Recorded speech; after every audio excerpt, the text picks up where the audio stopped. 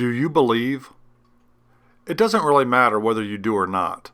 Today I'm going to life cast one of my many Bigfoot prints. I'll explain why later in the video.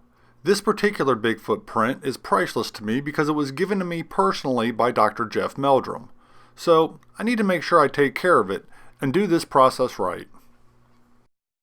First we're going to head down to the creature shop and I'm going to go ahead and cover this Bigfoot cast with some plastic wrap. Try to make it as watertight as I can while still keeping it loose enough so that the plaster I put on top of it will get into all the cracks and crevices and make a good life cast. Today I'm going to experiment. I'm going to use this rigid wrap here, which is basically just plaster and mesh. Comes on a roll, something like this. You can get it at just about any craft store for about 14 bucks. This is what it looks like unrolled. And basically what I'm going to do is I'm going to take this and I'm going to go ahead and cut it into strips. It's going to make it a lot easier to work with. If you've ever worked with plaster mesh and done any type of life casting, you know it's a very simple process. You just get each one of the strips wet and go ahead and form it around your original mold. This is the way that they would support and cast a broken limb back in the day. So some of you out there may be very familiar with this process, especially if you grew up in the 70s or 80s. You just keep working with it, keep layering it until your plaster mesh is sturdy enough and thick enough to create a proper mold. Now I told you I would explain why I'm doing this. If I give a lecture on folklore or if I'm giving some type of presentation or using this as a prop, I want people to be able to come up and physically touch it, run their fingers over the cast itself. And I certainly wouldn't want them doing that with one of my original pieces.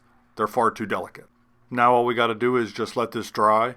This type of plaster mesh takes a very short time to set up and you can use it pretty much within about an hour or so. However, I've got other stuff to do, so I'm going to let this dry actually for a couple days and I'm going to come back to it.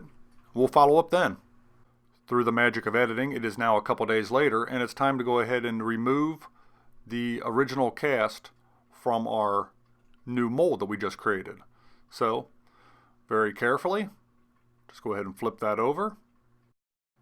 And I'm going to go ahead and start working the original cast out of the plaster mold. Now this plastic wrap, other than just protecting the original, is actually going to make it far easier to remove. So I'm just slowly loosening it up around the edges. There's no reason to rush this part of the process. Just take it very slow and easily, and it will eventually pop out. So there you go. Pops right out and we have a perfect mold. Now, in the very next video, what I'm going to do is I will go ahead and use this mold here to create a new Bigfoot cast. We'll go ahead and make a display box for that. We'll go ahead and paint it up.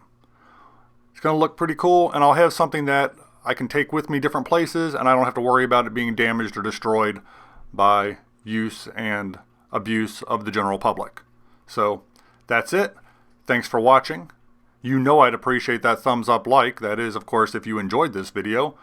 Feel free to follow us on Instagram, see what we're up to throughout the week between videos, and maybe, just maybe, I'll see you on the next video. If you enjoy videos about the randomness of our amazing world, consider clicking on the globe to subscribe, or maybe checking out one of the other videos right here.